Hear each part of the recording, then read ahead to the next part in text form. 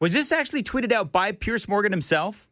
Okay, so you'll love this because back in 2023, Jimmy Kimmel, Joan, you'll love this too. Jimmy Kimmel celebrated the termination of one Tucker Carlson. Listen to this. Fox News has severed bow ties with Tucker Carlson. After all these years, they are parting ways, which means he was fired. I mean, that's really what parting ways means. Tucker couldn't be reached for comment. He's already on a plane to Moscow to meet with his manager. But what a shock. I mean, what an absolutely delightful shock this is. Now Tucker can spend more time at home tanning his testicles and touching himself to that sexy green M&M. Sadly, he's probably not done poisoning old people's brains. The question now is, where will he do it next? Will he go to OAN? Will he go to Newsmax? Will he crawl back up Satan's fiery beehole from whence he came? We don't know. Lord. All right, I'm done with that. Yeah. I probably should have previewed that ahead of time. Wow. It's just, as we've been talking about although there's no FCC violations there, but good Lord, man. and you want to talk bad jokes? I will take a Dan dad joke any day of the week over whatever was written for Jimmy Kimmel in that. Yeah, I don't know what the whole thing with the green M&Ms and all. But he started off with, he's been, what was it, bow tied. There was a credible joke there in the beginning. I thought it was going to be. Yeah, I don't. It really went sour. Yeah. Well, it's Jimmy Kimmel. Yeah. Well, that's kind of man show stuff that he used to do. Remember that whole thing with the man show? I used to love watching the man show. My husband and I loved it. Well, it was very funny. Yeah, I don't know. I think that for Kimmel, I think his best days are clearly certainly behind him. Yeah. And I think we'll have to see what happens. All right, real quick, because I said, God, see, this is where our shame spiral. I said in the 5 o'clock hour that I was going to play this audio of Rush Limbaugh talking about Charlie Kirk. So I'm going to do it now. This is El Rushbaugh. They don't say what. Okay, January 11th of 2018. This is Rush Limbaugh talking about the greatness of Charlie Kirk. And by the way, if you missed it, earlier I played for you folks and on the YouTube chat and everything. Glenn Beck pulled out when he was filling in on Charlie Kirk's podcast. He broke out Rush Limbaugh's golden EIB microphone and had it symbolically right there in front of Charlie Kirk's microphone. So just an incredible moment. Maybe I'll play that again. But this is El Rushbaugh, my broadcast hero, by the way, talking about Charlie Kirk back in 2018. I think this might be the first time that a lot of conservatives may have heard of Charlie Kirk. There was a conference. What was it? Turning Point USA. How many kids were there? And there 3,000 student activists here it was actually over in West Palm Beach. And this is a group that has been put together and operates under the auspices of Charlie Kirk, right? Who is you're going to be hearing that name if you haven't. Yep. Charlie Kirk. Let me just tell you. I don't want to jinx him, but I'm just going to tell you. They brought Charlie Kirk to the golf course to meet me about a month ago. He was in town to set up this Turning Point thing, and they brought him to the golf course to meet me. It was we were getting ready for a 8:45 a.m. start, and they brought him out while I was getting ready to go to the range to loosen up. And I spoke with him for about a half hour, and he told me how he grew up in a home where my program was on all the time. He was just effusively complimentary to me, which I, of course, understood and told him he's very wise. His family's very wise. He chuckled. He laughed. This is the kind of guy that you can see really becoming big in politics as he gets older. He just has the carriage, the personality, the charisma. You may think this sounds weird, but I remember when Bill Clinton became president, there were all of these stories about Bill Clinton at Oxford and Bill Clinton at Yale and Bill Clinton here and all these people who went to school with him. There was story after story after story where people were saying that they just knew Bill Clinton was going to be president someday. In college, he just had that kind of ambition, and he impressed people in a way that he could. I'm telling you that people are saying the same things about Charlie Kirk. There you go, Rush Limbaugh. It's so nice to hear his voice. Isn't it, though? Isn't it, though? I used to be, whether it was on the way to or from school, I can't remember. I would get in the car with my dad, who drove me to school every day, which I realize now is a blessing and a privilege to have that growing up. And we, every once in a while, back when 90.3, the NPR affiliate, when they were more moderate, we would be listening in on that. But he would always, when the chance came, flip it over to 1510 WLAC, and we would hear Rush come through, and he would tell me to hold on, listen to what he's got to say here. Yep. And I just I was soaking it in, didn't realize it at the time that I was, but man, what a guy. And you know what, with Rush, I mean, and I don't want to go on and on about him, but I mean, he just respectfully, all due respect to Mark Levin, the great one was Rush Limbaugh. And people often say when I talk about Rush Limbaugh, well, isn't Phil Valentine your broadcast idol? It's like, well, I was already established when I met Phil Valentine, when I came to my knowledge of Phil Valentine. And by the way, Phil was more, I considered Phil more of a friend. I mean, he's a great broadcaster. Please don't get me wrong. Incredible broadcaster.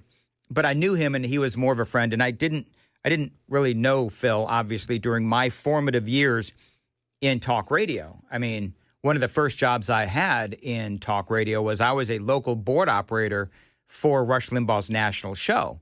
So I would sit there, and when that little stinger would play, you know, that when he would go to a break, I'd hit the cart machine. You remember that, Joan? Oh, yeah. I'd hit the cart machine, and it'd say, you know, KFI, AM 640, right? And then it'd go into the commercial and everything else. But I would sit there, and I would just be in awe of how he could make it look so easy. And that is one of the things, by the way, that it sound like it's so easy. And that's one of the things that Phil and Rush both had in common, was that they made it look very easy. Like, I remember the first time that I saw Rush Limbaugh actually doing his show on the Ditto Cam, and it was he's so just, he's talking behind the microphone, and it looks so easy. And this was before I was a talk show host, but I mean, I'm here to tell you this is not an easy job, and Rush made it look incredibly easy to do it right. To do it right, you know, you've got to prepare and all of these other things. Which, of course, he did. He did, but he had the eloquence, the ease, the personality, such a big personality. Mm-hmm. And Phil Valentine was the same way. Like, I remember watching Phil do the show for the first time, and Johnny B was sick or something, and so I had to go in and run the board on the network level. This was right after I got here. And I by then started listening to Phil, and he made it look easy too. Yeah. All the greats do. You make it look easy, Dan. I don't make it look easy. You make it look easy, no, especially I really when don't. it comes to recovering. No. Make that look real easy. Recovering from all of my perpetual mistakes, sure. I make recovering and covering my mistakes, you know, that is part of my, sadly, part of my skill set, just because I have to do it so often. It is 8:15, so yeah, love Rush Limbaugh. 8:15 on Super Talk 99.7 WTN. Oh, breaking news this morning. Trump and UK Prime Minister Keir Starmer sign a big tech agreement. So we'll have details on that coming up. Super Text line is open, 615-737-9986, 615-737-WWTN. People talking about how they miss Rush Limbaugh's voice. And, you know, occasionally I do weird stuff online on the weekends, Joan. I'm just going to tell you. You're going to admit this? Here in front of everybody? Where I will do a number of different things where I will go and I'll listen to old radio broadcasts. People know that I do this. Play-by-play from like the 1970s, 1980s. It's one of the things that I do, and they're all over the internet now. Or I'll just find some random Rush Limbaugh show from like, you know, 1999 or 2006 or whatever, and I'll just listen to them. Not because I'm enthralled by the content, but, because it's all history now, but just because, again, he just made it look so easy. And so the super text line, of course, blowing up, and I miss hearing his voice on the radio. We all do. We all do. I mean, there's certain, and, Rush Limbaugh, I think that Rush Limbaugh, I got to think about this. I think that Rush may have been, because when Charlie Kirk passed away, you had a lot of people saying that this was the first time that they had, mourned someone that they'd never met. As a lot of people said. A lot of people said that was Phil Valentine, whatever. But with Rush and his death, I think beyond musicians, and you're kind of used to musicians passing on, whatever. But Rush was the first time where I'd really mourned someone that I'd never met. And because I felt like I knew him. And that was the greatness of Rush, is he was just so incredibly great, but also genuine. And so now with the sad death of Charlie Kirk, I found myself in that same position yet again where, and a lot of people feel like this, and a lot of people felt like this with Phil. I, of course, knew Phil.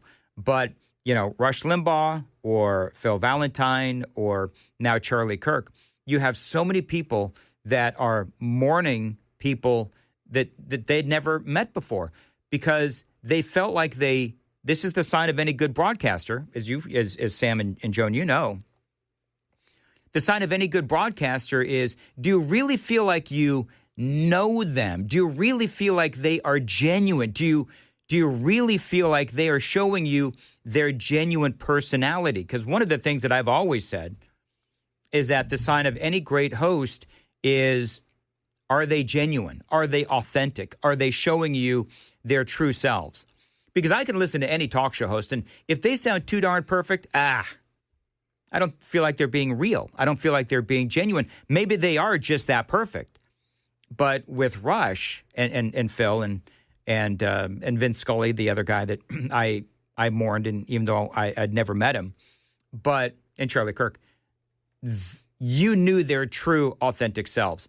The thing about musicians, like when musicians pass away, right? So musicians.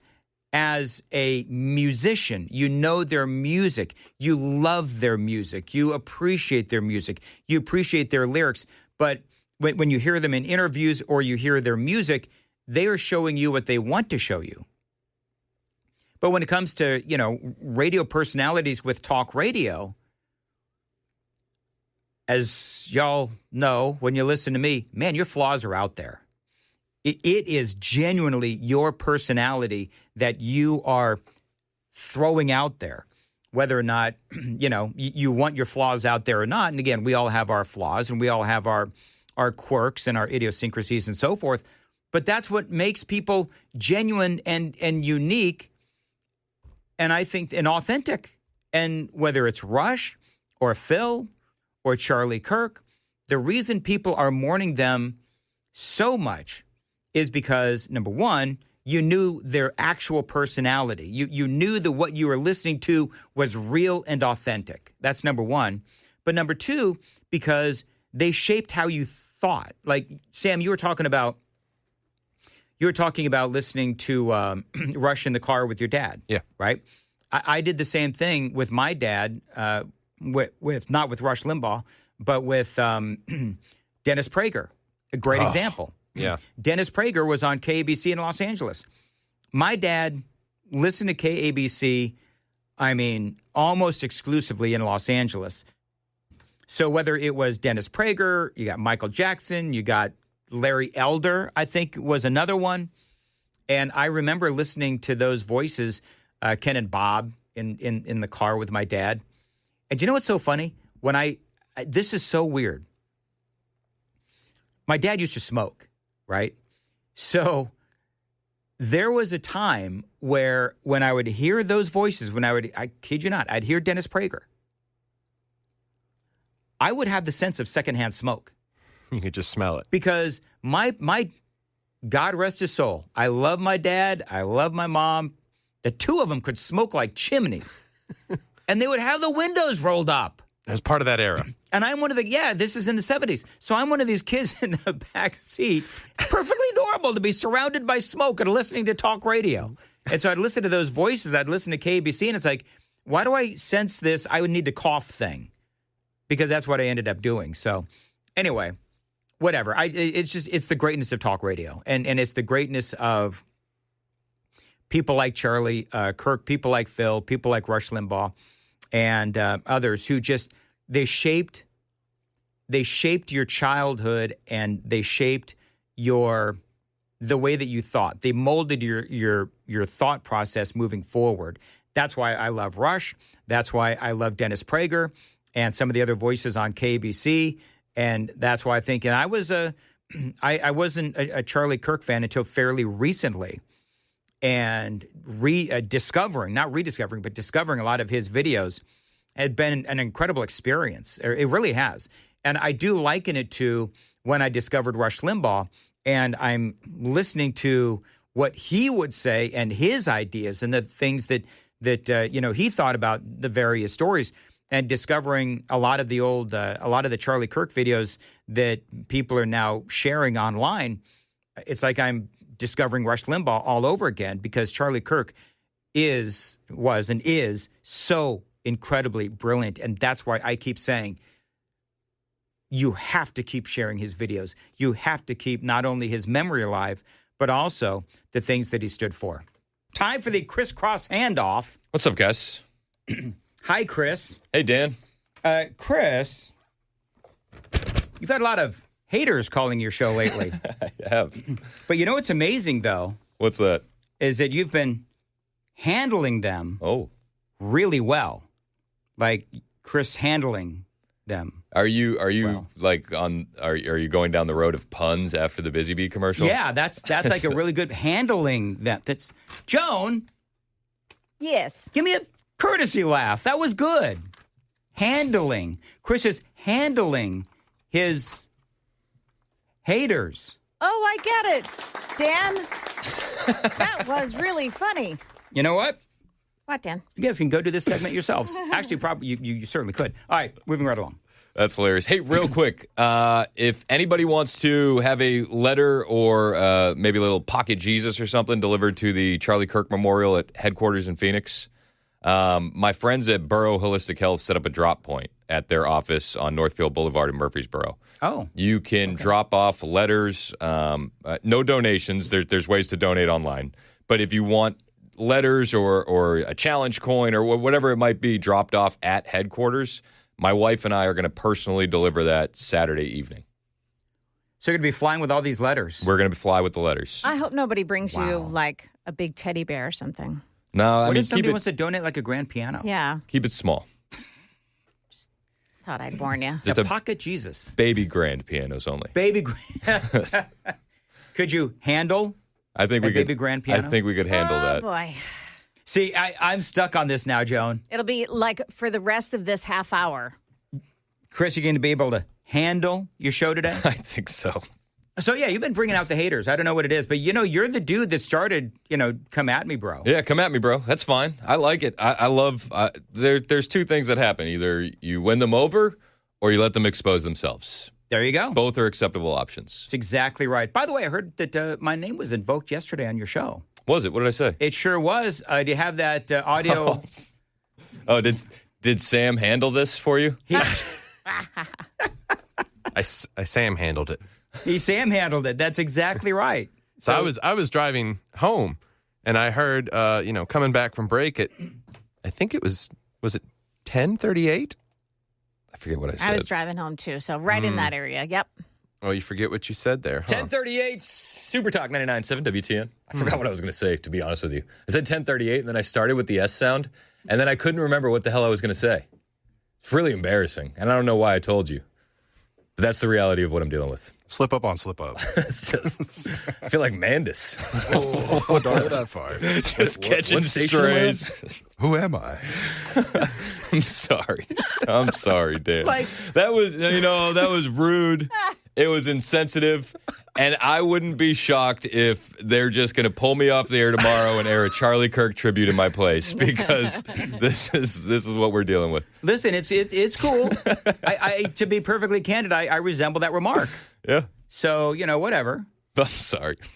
I quite literally almost got rear-ended because I braked so hard at a stop sign I was laughing. I really did. I went, what was I going to say? Where the heck was I going with this? Where was I going with this? Well, that does happen. Yeah.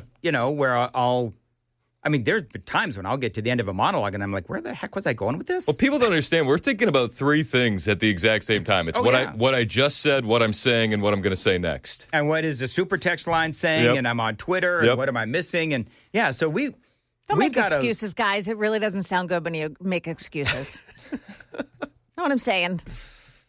Okay, Joan. Suck it up and go get some ginkgo biloba. What? Ginkgo biloba. What is ginkgo biloba? It's a memory thing. Are you sure? Maybe you need some ginkgo biloba. Sounds like you don't know. Joan has been coming at me, bro, all day long. I don't know what the deal is with Joan today. I don't know if she needs like the female form of ginkgo biloba, whatever. But anyway, so I can hear Joan just mumbling over there. You know what, Joan? Enough years with me, you're going to be mumbling a lot. Trust me. It might sound like this. And Joan Shingang, I'm going to pronounce it, Shanga Kawawa. So Spit it good. out, bud. That'll be me in a few years, Joan. Yeah, it won't be long. When I throw to Joan Jones in the news, I'll be like, Joan, what the? Earlier I called Joan Chris, Jones. I got a Jones today. Jones. Yeah. Jones. Yeah. Yep. As long as you don't say Van Jones, I don't think she'll slash your tires. No. You break out the van. I'm slashing all four. Don't. So you're going to keep doing that, Sam? What? That you're dropping in the sound bites? He went to the Mason School of Producing. Is that what it is? He did. Like every time like we're like stopping to breathe, I hear Joe Biden in my headphones. And it's not a good thing. I see him everywhere I go. We did it, Joe. We did it. I thought I had a good show today. I thought I Dan handled the show very All well. right, I like that. I like that. All right, very good. Anyway. No Danurisms? No Dan. Well, I think I did. 2805, I'm still waiting. Has 2805 come up with... Oh, He is the not. lie Trump told yesterday? He is not. He quit. That was when people say Donald Trump tells lies daily, I'm like, okay, which one did he tell yesterday? And like he didn't have anything. I mean, and so I'm just like, I'm texting. And so then, when you ever, this might be just a Dan thing, but you ever like get in an argument with your wife? And I have never, actually. I've never gotten into an argument with my wife. Okay. You go. I'm lying. So, but when you realize that you're right, and then you get the righteous indignation, like that's how I felt with 2805. When he didn't answer, when I said, all right, 2805, Donald Trump tells a lie every day. What was yesterday's lie? Yep. And he had nothing. Well, it's like the hater caller I got the other day when he goes, Trump started 7 wars. And I was like, okay. I was like, for the benefit of the argument, I'll give you bombing Iran, and I'll give you bombing fishermen, as you called it, in Venezuela. I'll give you those two. I'll just for the benefit of the argument. Name the other 5. Oh, yeah. He's got nothing. Nothing. By the way, did you cover the whole Brian Kilmeade thing? No. Did you hear what he said? Yeah, I don't know. I don't really care about Is Brian Kilmeade a great broadcaster? No. Sea level. Like, have you ever Are we thought talking about TV or what are we just talking in general? Have you ever thought to yourself, I wonder what Kilmeade thinks of this? He's a good punching bag, like for For other Gutfeld. For Gutfeld, other hosts Gutfeld. like to. Yeah. They Cue roast that him. up. Cue that up for you, would you, Sam? So 2805 said, well, he didn't say anything about Brian Kilmeade. That has nothing to do with Donald Trump's daily lie, but whatever. But I actually forgot to cover this. And you're actually right. When there's some thing that happens, I don't think, what did Brian Kilmeade say? Nobody wears a bracelet that says, what would Kilmeade do? Yeah, but I mean, look, he's got scoreboard on me, so I'm not gonna bag on the guy, and he's been there for a long time, just like that guy that keeps blowing me off, at our events. Yep. Steve Ducey. Second best deuce is what we like to refer to him as. Second best The deuce. deuciest deuce. He's not the deuciest deuce. Peter is the deuciest deuce. He is. Steve Ducey is deuce number 2. What did you say? Yeah, the second best deuce. Second best deuce. All right, so let's hear what Brian Kilmeade had to say. I just want you to hear it. Health and the homeless population, a lot of them don't want to take the programs. A lot of them don't want to get the help that is necessary. You can't give them a choice. Either you take the resources that we're going to give you, or you decide that you're going to be locked up in jail. That's the way it has to be now. Or involuntary lethal injection or something. Just kill them. And just round him up and kill him. You want to solve that problem once and for all? That's like something you'd say when you're having a beer with a guy. Like, not something you would say on the air. Well, and I said at the time, and I'm not excusing what he said. I think it's a horrible take. But I'm like, maybe he just forgot that the red light was on. I love how you have to preface it. Just for the record, I do think that killing all the homeless is not a good take. So, but he did ultimately apologize. But I'm wondering, did he forget that he was on the air? I don't know. Because, it was right during the time everybody was talking about the North Carolina stabbing in Charlotte. Maybe he was just frustrated. He was thinking that guy deserves the death penalty. And well, I certainly do believe that guy does deserve the death penalty. It is a little heartbreaking that the Irina Zarutska story has kind of taken a back seat over the past couple weeks. It has. Yeah. It has. I think when you bring them both up, Charlie's is about free speech, ultimately, and then Irina is about the American dream or the American hope, because the dream is faded, and the policies instituted by politicians that led to her death. Their stories in conjunction are what we need to be rallying behind, in my mind. Right. Well, the way I look at it is they want what was happening to Irina Zarutska to happen to your wife and daughters, and they want what happened to Charlie to happen to you. Yeah. I mean, but don't forget, though, what their biggest priority is that Jimmy Kimmel has been pulled off the air. Are they more? They're more upset about that than they are about Charlie Kirk being murdered. Because they're trying to hang it on Trump, right? They're trying to. So what did somebody say on the? Somebody on the YouTube chat was talking about how Trump had him pulled off the air. It's Trump's FCC chairman. It's just not the reality. It was the affiliate. I've been doing this all day. It was the affiliates that pulled him off, and then the network didn't have any choice but to pull him off because there's not going to be any TV stations that were going to be airing him. But leftists have been in spin mode since the Charlie Kirk assassination happened. Yeah. The conversations online were like, he's from a MAGA family. Oh, it was a Nick Fuentes Groiper. And then what? Nick Fuentes. Groiper? Yeah, you haven't heard that? What's a Groiper? It's the way they came up with it was goy person with a hard R. A goy person? With the hard R. What is a goy person? Why am I even doing this? Like the goyim. What is that? Like the goyim? The Gentiles. Oh, got it. Okay. Biblical. Got it. Okay. Yeah, there's some white Christian where are we going with nationalists. this? Those are the actual white Christian nationalists on that side of things. They tried to pin it on conservatives, then they tried to pin it on the far right. Yeah. And they're doing anything that they can to spin this away from the reality. And I also think that a lot of the Israel did it is planted by members of the left to entice the hard far right. Did you hear Benjamin Netanyahu actually came out with a statement? Yes. Yesterday at some point. I didn't play it, actually, so if you've got it, you should play it, unless we want to play it when we come back. But I mean, of course. So I'm going to say I thought that his speech, as a guy who's very pro-Israel, I thought it was great. If you're anti-Israel, you're going to say, well, of course he said that. You know what I mean? So I didn't play it because there's no controversy there. Because if I play it, people are just going to say I'm sticking up for Netanyahu. And frankly, I forgot because it's been a very busy show. And Candace Owens went after him for it. And she's like, you're just using this as an opportunity to promote Israel. And it's like, fair. But you're using this as an opportunity to promote Candace. Oh, my gosh. Did you hear what is going on with Emmanuel Macron's wife? Yes. Did you see this? Oh, no. Is there something new? Oh, yeah. Brigitte Macron will provide scientific and photographic evidence. No. She is actually a woman to a United States court. She's sending nudes to the judge. The poor judge. That poor judge. How do they Okay. going to know that it's hers? Oh, yeah. So her face has got to be in it. Got to have the face in it. But Unless there's full frontal. And we're also going to need to know if that thing was man-made or the original. What? I'm just letting you know this is what the lawyers on the other side are going to ask.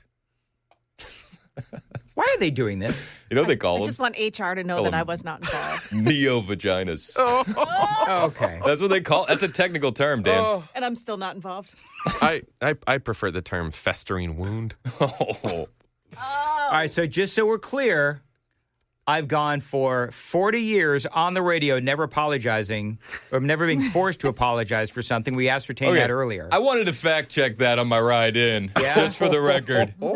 I've never been forced to apologize for You anything. told me the story about what happened with you and the bike lane guys in Denver. Oh, yeah. That's a lie by omission, Mandis. No. They didn't force me to apologize. You did that out of the goodness of your heart? You worried about your car? It was passing them in the bike lane? It was kind of tongue in cheek. You ever hear the Murphy promo where he's like, I don't need a negative write up on bicyclist.com? Yeah, that's it's because he saw the write up that they did on Mandis and he doesn't want that heat. He doesn't want the smoke. You ever had to apologize for anything? Not yet, but Not yet, it's we early. got time. You got a lot of time. We got About time. an hour and a half from now, you'll be apologizing. Joan, you ever have to apologize? We went through this earlier. Joan No. couldn't think of anything. No, I don't think I have anything like Dan, like that I'm hiding. So, What did you say? That I'm hiding. Anyway. But, I've never been in an accident while farting. That's true. everybody in the There YouTube you chat go. said farting, Joan. with a D. Nope, with a T. Farding. What's the difference? What does farding mean? Farding is putting on makeup while you're driving. while you're driving. You're familiar with that. And Get out of here. and farting is what you do when nobody else is in the studio. Oh, man. We talked about that a while ago. Oh, yeah. When you lit up in the studio. That wasn't a public apology, but I did apologize to the next host because I was dropping bombs one day. Oh, my gosh. Oh, boy. Is this studio Iran or is my bowels just upset? Joan, what's coming up? We will talk about the students returning to campus at Utah Valley University yesterday and the Pentagon going after some of its own members for what they're saying online. And that's coming up here at 9 o'clock on Super Talk 99.7 WTN. All right, real quick, because I did tease Chris's tease. So real quick, what do you got? Investigative journalist Ryan Morrow is bringing receipts, $80 million discovered from Soros going to domestic terrorist, criminal, and pro-terror groups. He's got the smoking guns. Ooh. And this is big news on a day after Donald Trump has declared Antifa a terror organization.